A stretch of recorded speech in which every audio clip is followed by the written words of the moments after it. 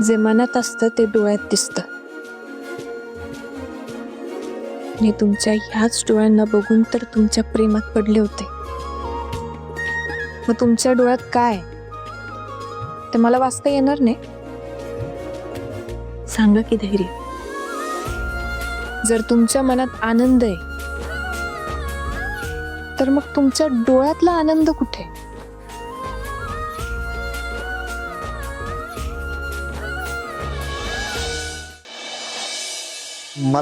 मला बोलायचंच नाहीये तुझ्याशी, आणि तुझ्या कुठल्या प्रश्नाचं उत्तर सुद्धा द्यायचं नाही. धैर्य, तुम्हाला माहितीये, जर मी डिवोर्स पेपरवर सह्या केल्या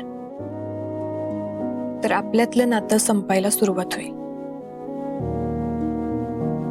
आणि मी सह्या तेव्हाच करेन जेव्हा तुम्ही स्वतःहून नीराच्या हातात अंगठी घालाल. 7 दिवस आहेत ना एंगेजमेंटला. मग या 7 दिवसात तुमचं माझ्यावरती प्रेम आहे हे मी तुमच्याकडनं कबूल करूनच राहणार. माझं प्रॉमिस आहे तुम्हाला. आणि मला माहितीये त्या पेपर्सवर सही करायची वेळ माझ्यावर कधीच नाही येणार.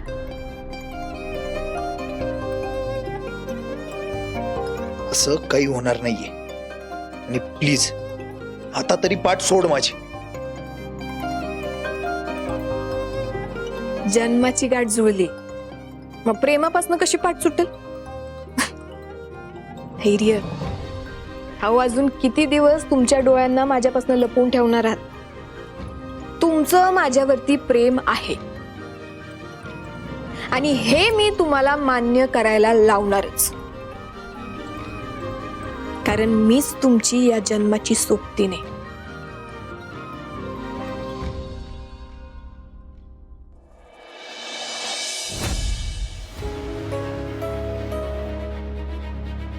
सावी विचारते ते प्रश्न काय पूर्णपणे चुकीचे नाहीये. नाही, पण आधीपासून तर हेच ठरलेलं ना की हिराचं आणि माझं लग्न होणार. आईची सुद्धा हीच इच्छा होती, आणि आईची प्रत्येक इच्छा आजपर्यंत मी स्वतःची समजून पूर्ण केली. आणि ती पूर्ण केल्यानंतर मला आनंद मिळालाय, समाधान मिळालंय.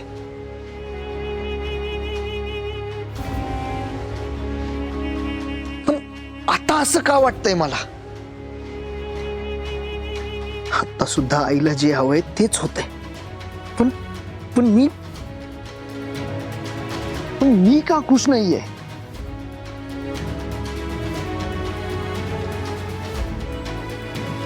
एक मुलगा म्हणून माझं कर्तव्य मी पार पाडतोय, पण मला का समाधान मिळत नाहीये?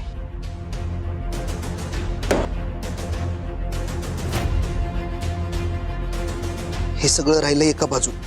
त्या सावीला कसं कळतंय की माझ्या मनात नेमकं काय चाललंय ते? तिचा काय संबंध आहे हे सगळं कळण्याचा?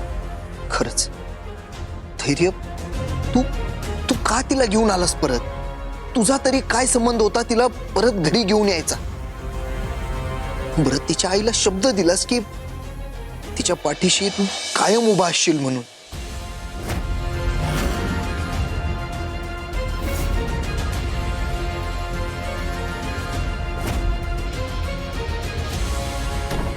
काय होतंय हे मला? का तिच्या डोळ्यात पाणी आल्यावर मला आतून भरून येतंय? का तिच्या डोळ्यात बघताना असं वाटतं की मी